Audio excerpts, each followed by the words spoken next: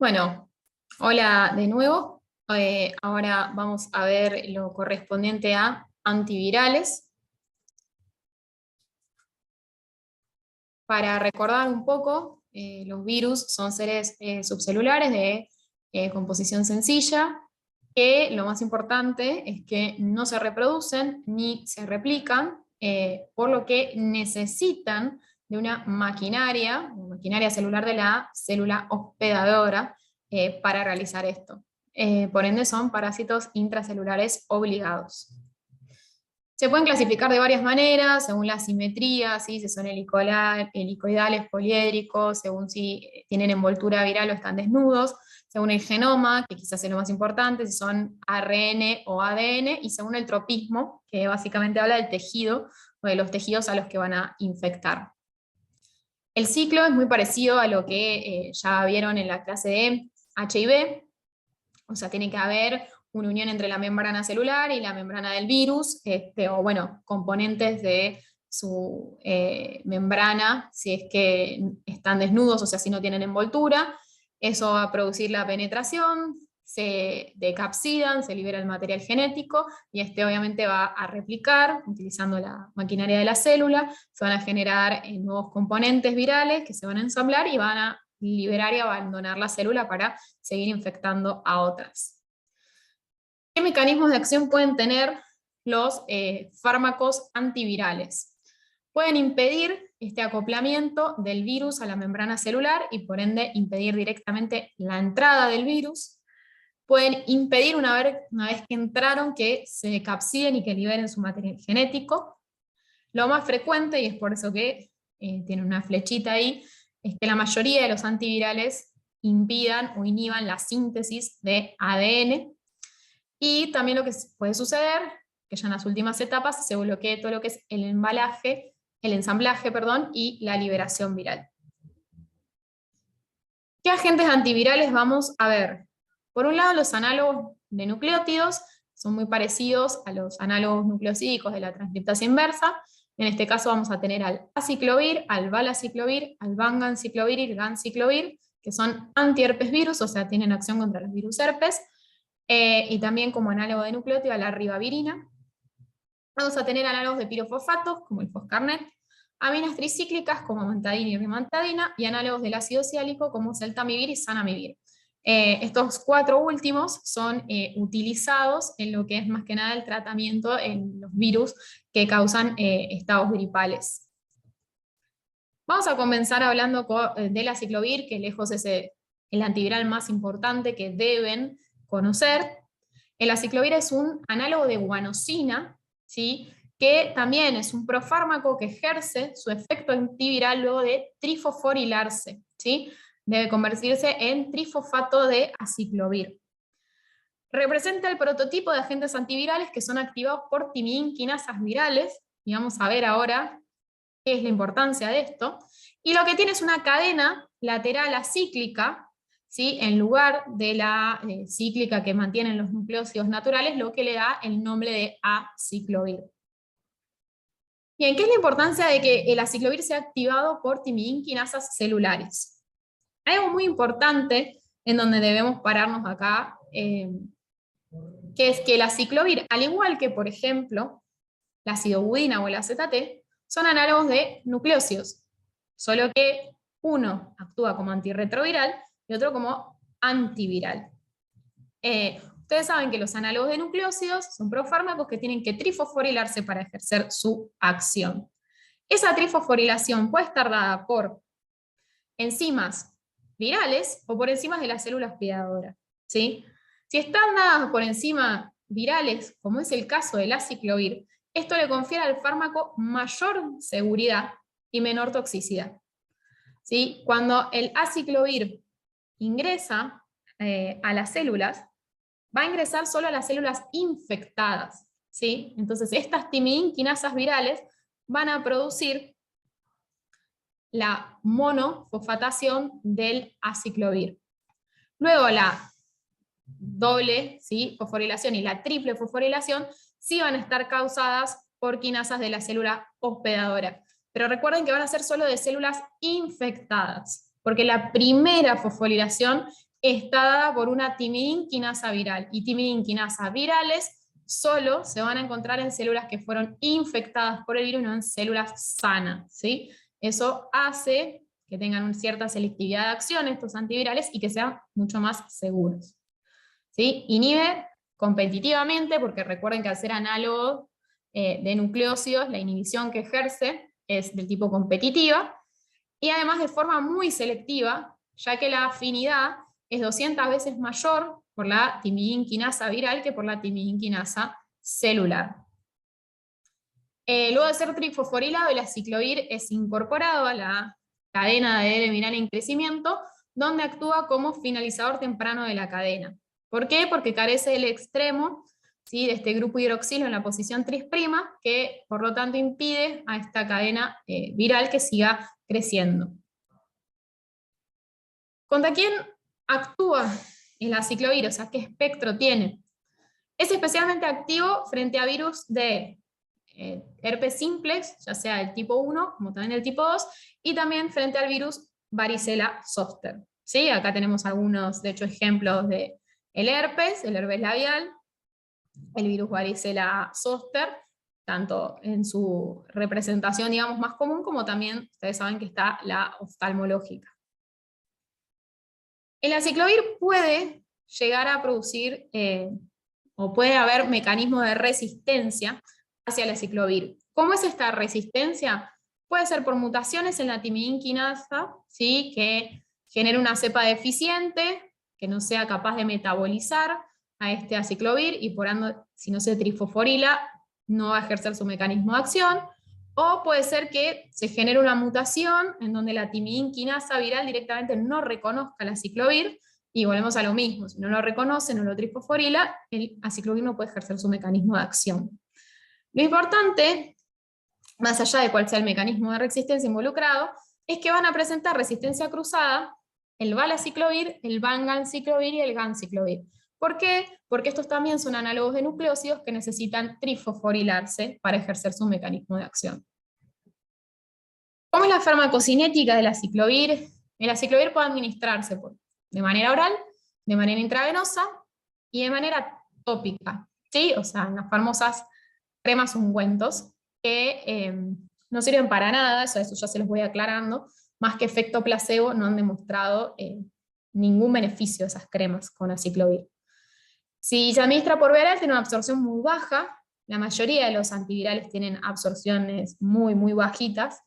Sí tiene una amplia distribución en líquidos, en tejidos, por ejemplo, alcanza buenas concentraciones en el humor acuoso, y también en líquido cefalorraquídeo, donde alcanza hasta el 50% de la concentración plasmática. Atraviesa placenta, ¿sí? Tiene una baja unión a proteínas plasmáticas, y se elimina por filtración glomerular junto a secreción tubular, sin metabolizarse, ¿sí? El aciclovir se excreta sin metabolizar, con una vida media de 2 a 4 horas. Esto también es bastante común en los antivirales, que tienen vidas medias muy cortitas. Atraviesa placenta, pero es categoría B, es seguro su uso en el embarazo, y de hecho puede utilizarse en embarazadas. ¿Qué efectos adversos tiene el aciclovir? Más que nada, los efectos adversos van a estar asociados a su vía de administración. Cuando se administra por vía oral, va a tener náuseas, vómitos y diarrea. Puede generar edema, ardor, prurito y rash cutáneo. Esto puede ser generalizado también cuando se administra por vía oral o por vía intravenosa. Más frecuentemente, cuando se administra por vía intravenosa, puede generar insuficiencia renal, nefropatía por cristales, hematuria o falla renal. También más común cuando se administra por vía intravenosa, sobre todo en infusiones rápidas, puede generar cefaleas, mareos, temblores e incluso delirio o convulsiones. Y si administramos estas pomadas, que les digo que no sirven para nada, puede verse irritación a nivel local, ¿sí? Sobre todo enrojecimiento, ahí sí, picazón en la zona, o cuando se administra por vía intravenosa, flebitis en el área de la inyección, y también pueden aparecer síntomas generales como fiebre y fatiga. ¿Para qué está indicado el aciclovir? Nuevamente recuerden que ustedes no tienen que saber indicaciones, pero esto simplemente les facilita recordar el espectro, ¿sí? En el herpes genital, tanto en profilaxis como en tratamiento, en la encefalitis por herpes simple, que es una infección grave, que puede de hecho dejar secuelas neurológicas, en la infección neonatal por virus de herpes simple, cuando la mujer embarazada tiene herpes y se lo contagia al recién nacido una vez que pasa por el canal de parto. En el herpes mucocutáneo, ¿sí? Lo que sería el herpes labial, solo en pacientes inmunocomprometidos está indicado. Lo mismo que varicela. Un paciente que presenta varicela va a requerir tratamiento con aciclovir si está inmunosuprimido o si tiene un cuadro grave. Por ejemplo, tiene varicela y neumonía, varicela y encefalitis o varicela y hepatitis, ¿sí? En cualquier otro caso no está indicado. Y además les recuerdo que al año debería administrarse la vacuna del virus, o sea, para la varicela en niños.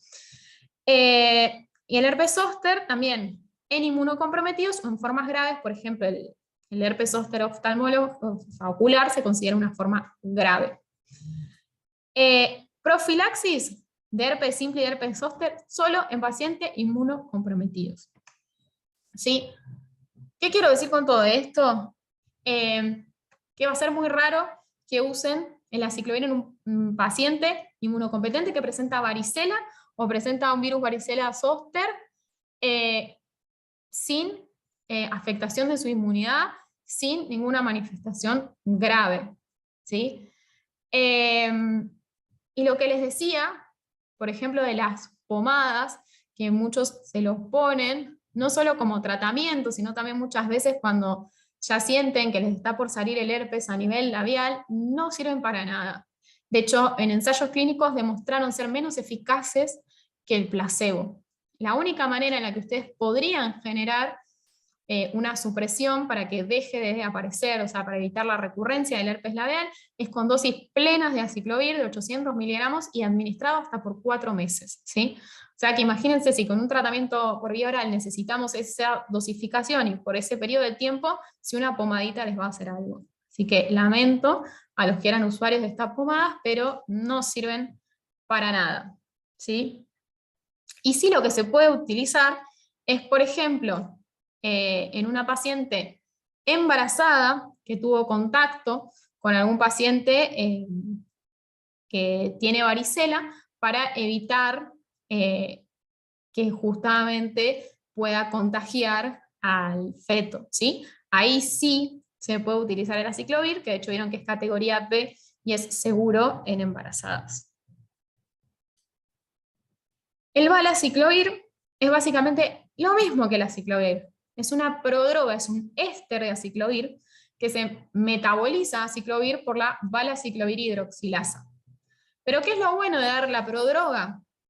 Que esto tiene beneficios farmacocinéticos. O sea, mejora la absorción oral, que se acuerdan que era muy baja, genera mayor biodisponibilidad del aciclovir, permitiendo aumentar los intervalos interdosis, permitiendo disminuir el número de comprimidos diarios y además disminuyendo los efectos adversos del aciclovir, ¿sí? El valaciclovir se administra solo por vía oral. Y lo que tiene de ventaja es que se vio que previene a la neuralgia posherpética. Cuando uno administra valaciclovir en pacientes que tuvieron herpes, se vio que esta neuralgia tiene menos chances de aparecer. ¿Cuál es la desventaja? Porque solo les hablé de ventajas. Los efectos adversos son los mismos que el aciclovir, termina metabolizándose aciclovir. La principal desventaja es el costo. Sale básicamente el doble de lo que cuesta el aciclovir. Vamos al valganciclovir, el ganciclovir. En realidad la droga activa es el ganciclovir, que también es un análogo de guanosina, al igual que el aciclovir, pero que realiza una potente inhibición en lo que es la replicación del citomegalovirus. Lo que tiene el ganciclovir es que tiene menor selectividad, puede actuar sobre las polimerasas celulares, lo cual va a repercutir directamente en su toxicidad.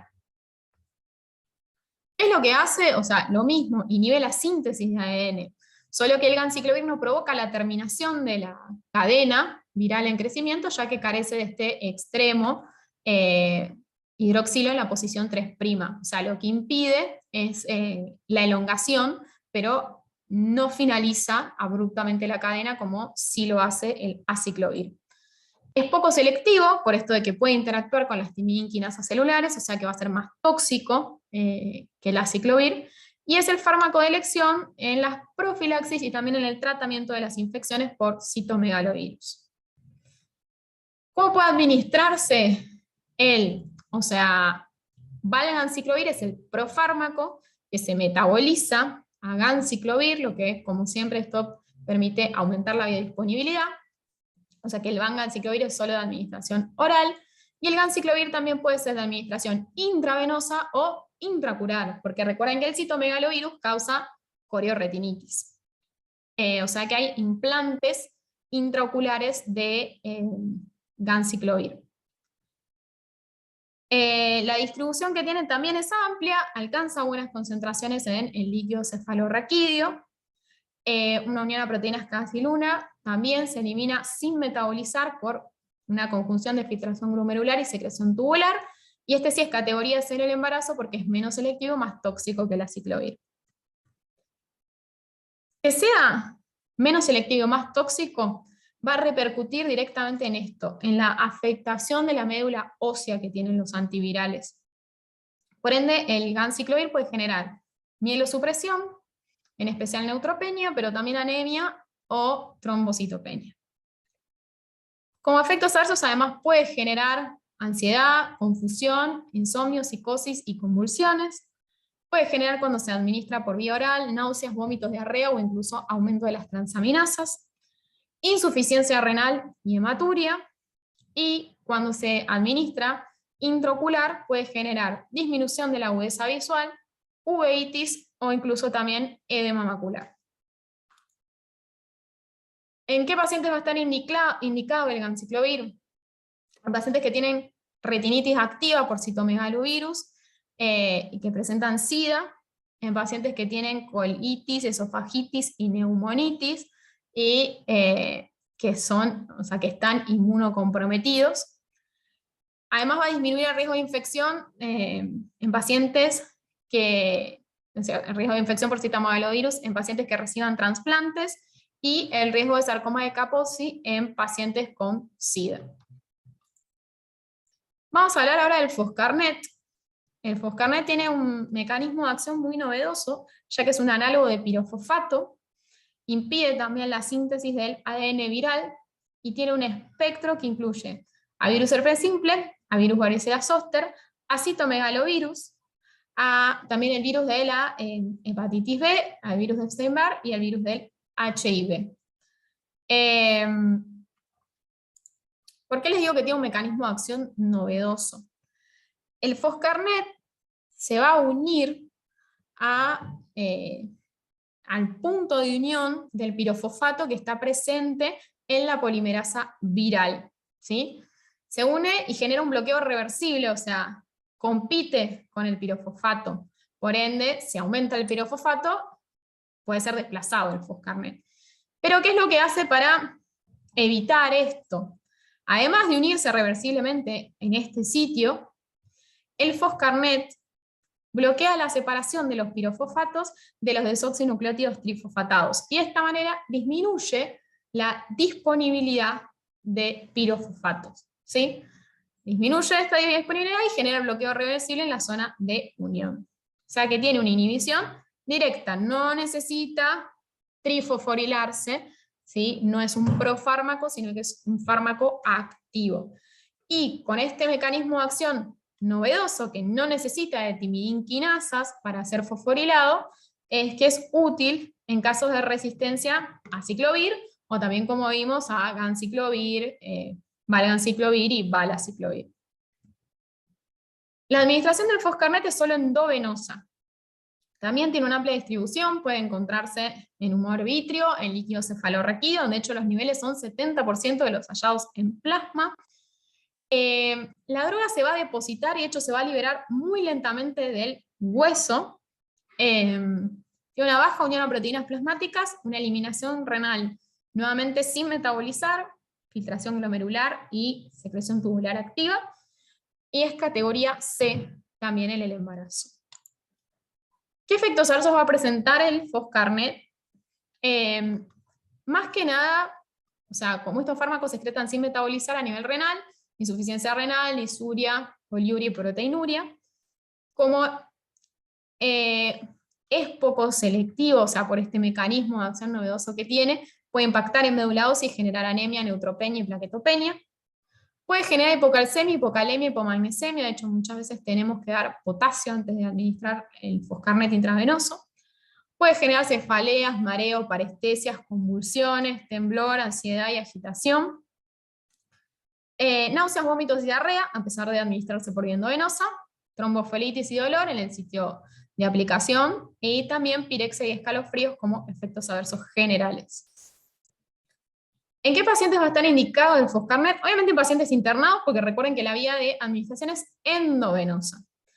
En retinitis por citomegalovirus o infecciones por virus herpes simple o varicela zoster que sean resistentes al ganciclovir y al aciclovir respectivamente. ¿Sí? O sea que es un fármaco que se usa como rescate cuando ustedes ya saben que hay resistencia. Vamos a hablar un poco de la ribavirina. La ribavirina, si se acuerdan, es también un análogo de nucleócido, de hecho es un análogo de guanosina.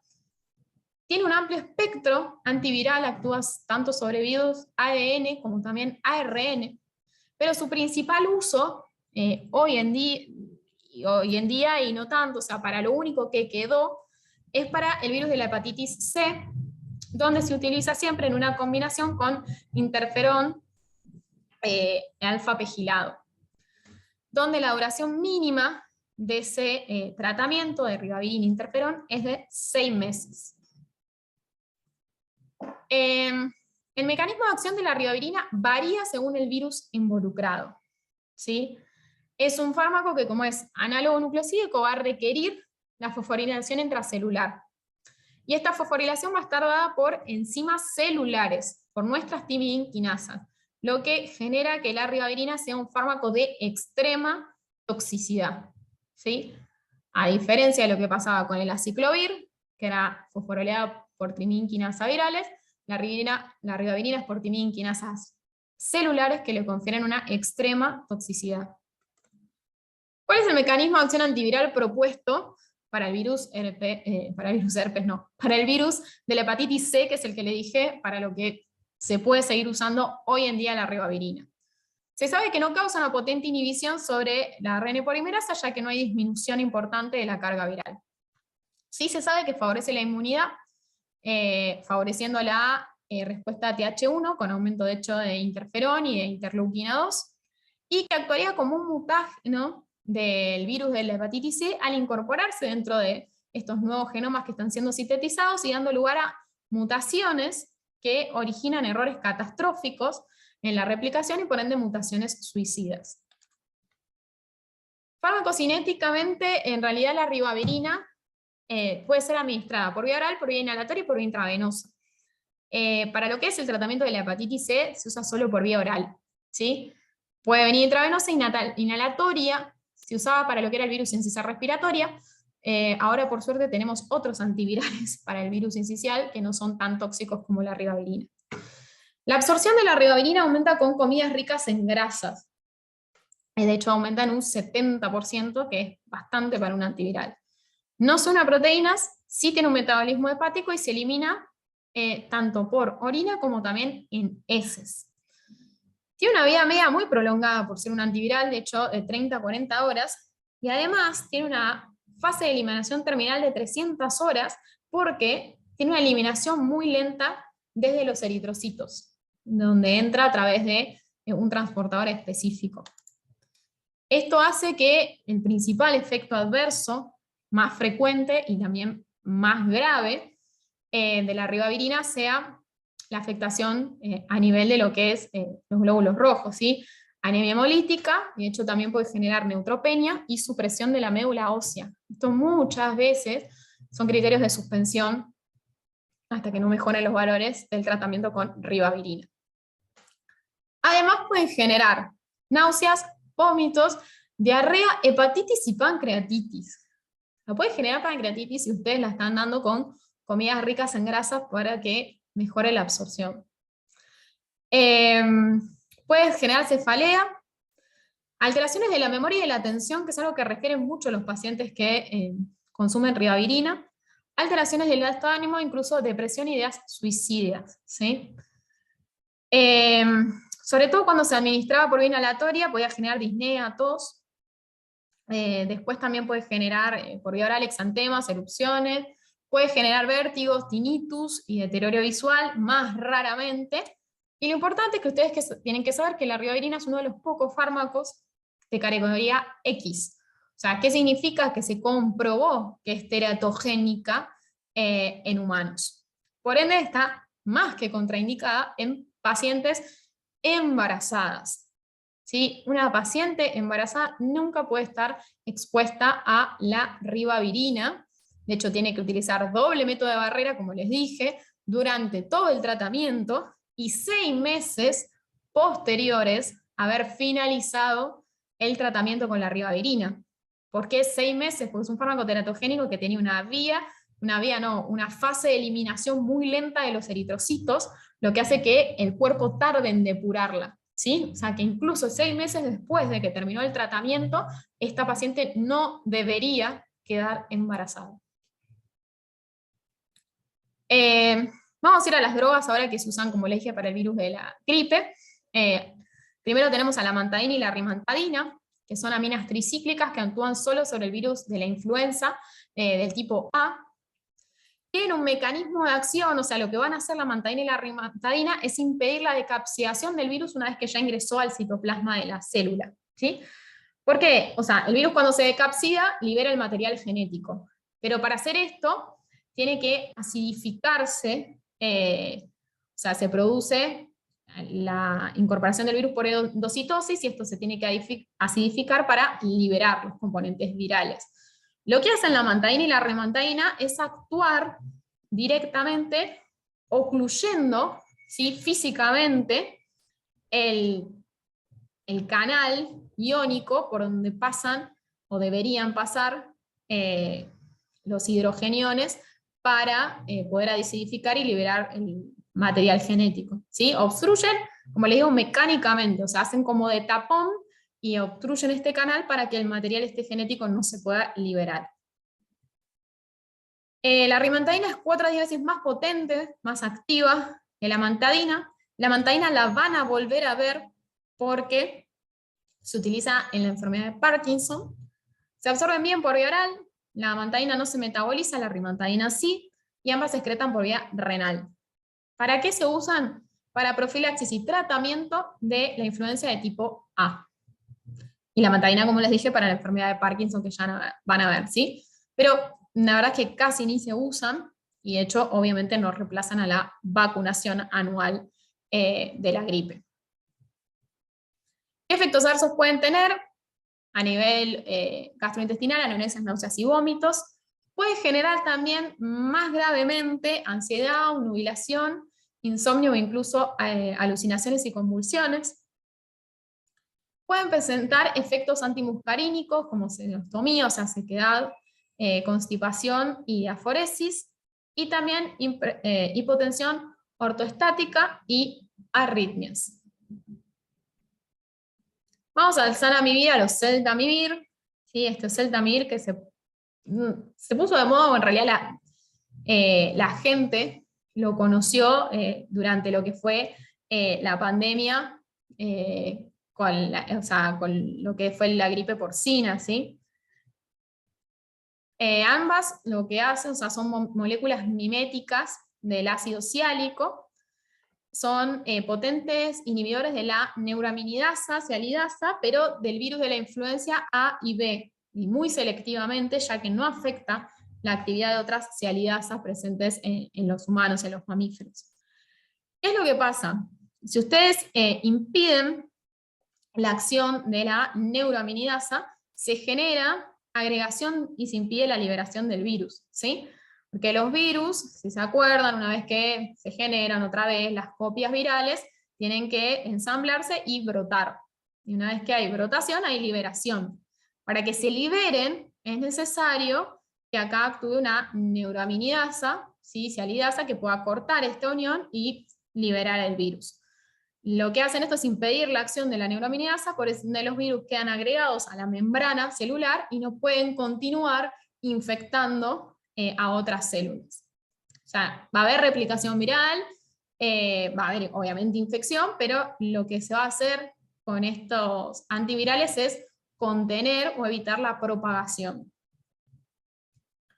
El oseltamivir es un profármaco de administración oral que se absorbe rápido y de hecho se transforma en oseltamivir carboxilato, que es el fármaco activo. Tiene escasa unión a proteínas plasmáticas, no se metaboliza y se elimina por orina. Y es categorías en el embarazo, lo cual fue un gran problema, porque no sé si recuerdan, pero la gripe A era bastante grave y mortal en pacientes embarazadas. Y el zanamivir es de administración inhalatoria, no se une a proteínas, no se metaboliza y también se elimina por vía renal. Efectos adversos, el oseltamivir más que nada relacionados con su vía de administración, náuseas, vómitos, dolor abdominal. Más raramente puede generar cefalea, insomnios, mareos o trastornos visuales.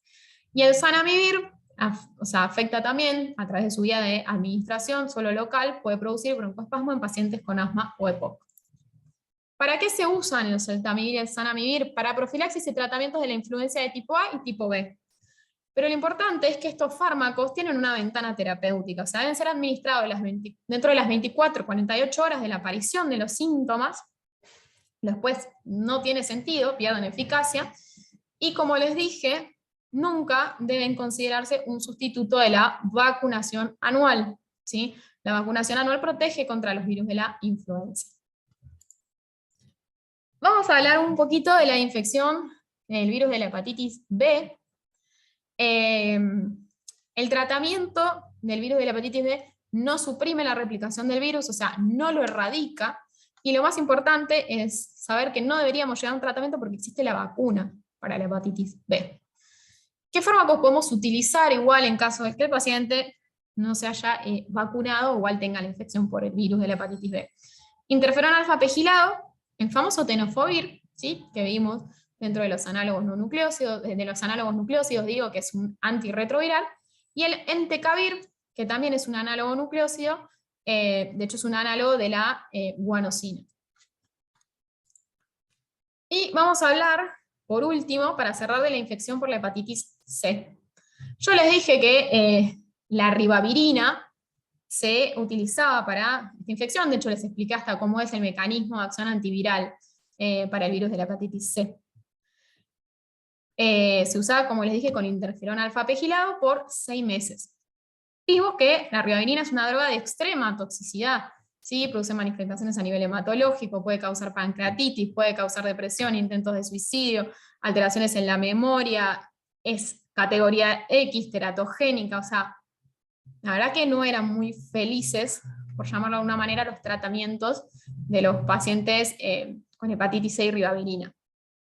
Esto lleva a que en 2011 la FDA registre 2 nuevos medicamentos, que eran el boceprevir y el telapravir. La combinación de ambos, con interferón y ribavirina, fíjense que seguíamos utilizándolo, tenía tasas del éxito de hasta el 70%. ¿Qué significa esto? Que hasta el 70% de los pacientes podían curarse. Sin embargo, dijeron, no, esto todavía no es lo mejor. Y a partir o entre el 2013 y el 2014 se registraron todavía nuevos fármacos antivirales para la hepatitis C que ya no requieren, por suerte, de la administración concomitante con ribavirina, que realmente es un veneno. O sea, si ustedes lo tienen que estudiar es para saber la extrema toxicidad y los efectos adversos que tenía la ribavirina, ¿sí? Que por suerte pudo ser sustituida por otros fármacos, mejorando muchísimo la calidad de vida de los pacientes que la tomaban porque tenían hepatitis C, donde encima las tasas de curación no eran para nada buenas y estaban expuestos a efectos adversos muy graves, ¿sí? Hoy en día tenemos a todos estos fármacos que ven acá. Ya aviso, no los tienen que saber, no van a estar en el bolillero de fármacos, quédense tranquilos, pero sí me parece muy importante para su vida como médicos que sepan que hoy en día contamos con estos fármacos que son nuevos, muy nuevos, en donde las tasas de curación con cualquiera de ellos, con cualquiera de estos regímenes que ven, alcanzan el 95%, o sea, casi el 100% de los pacientes se curan, o sea, se curan, no tienen más infección por virus de la hepatitis C, ¿sí? Y además, ¿qué es lo que tiene de bueno? Que a diferencia del veneno de la ribavirina, como ven, son bien tolerados, o sea, tienen efectos adversos, más que nada generales, cefalea, fatigas, y una duración del tratamiento de 12 a 24 semanas. Están expuestos 6 meses al veneno que era la ribavirina, ¿sí? Insisto, son nuevos fármacos, que también hubo mucho revuelo cuando se aprobaron, porque el tratamiento de la hepatitis C tiene que estar cubierto por el Estado y son fármacos nuevos y carísimos. Entonces, bueno, quedaba un poco esto de cómo iban a hacer para cubrirlos, cómo iban a hacer los pacientes para tener acceso, pero insisto, lo que me parece muy novedoso es que tuvimos que por suerte tuvimos que dejar de usar la ribavirina y tenemos estos fármacos que tienen tasas de curaciones altísimas. De hecho, en muchos países donde se usan hace tiempo, los pacientes se reinfectan, que eso igual me parece mal, porque más allá del fármaco se le tiene que dar una educación de qué vías son de contagio de la hepatitis C, para que no se reinfecten, pero bueno, se reinfectan y vuelven a pedir el tratamiento, ¿sí? El más utilizado de todos y que quizás a muchos les puede llegar a sonar es el sofosbuvir, ¿sí? Los fármacos que terminan justamente en buvir son inhibidores de la polimerasa. Después tenemos a los que terminan en previr, ¿sí? Como el voxilaprevir, que son, ellos son inhibidores de la proteasa, y a los que terminan en asvir, como el daclastasvir, que son inhibidores de una proteína, que es la NS5A, que es una proteína que interactúa con todo lo que es el embalaje y la liberación del virus de la hepatitis C, ¿sí? O sea, y fíjense que sean muchas veces combinados, uno para atacar por distintos blancos, y otra cosa porque el sofosbuvir tiene una barrera genética bastante baja, como pasaba con los fármacos antirretrovirales, entonces en general si no se asocia muchas veces a otro fármaco, genera resistencia rápidamente. Pero esto es para que vean cómo sigue avanzando la síntesis de nuevos antivirales, para que vean lo novedoso y lo bueno de las tasas de curación que tienen, y como les digo, quédense tranquilos que no van a estar en el bolillero estos fármacos. Así que bueno, ahí termina la clase de antirretrovirales, pero nuevamente que les sea útil, y muchas gracias por la atención.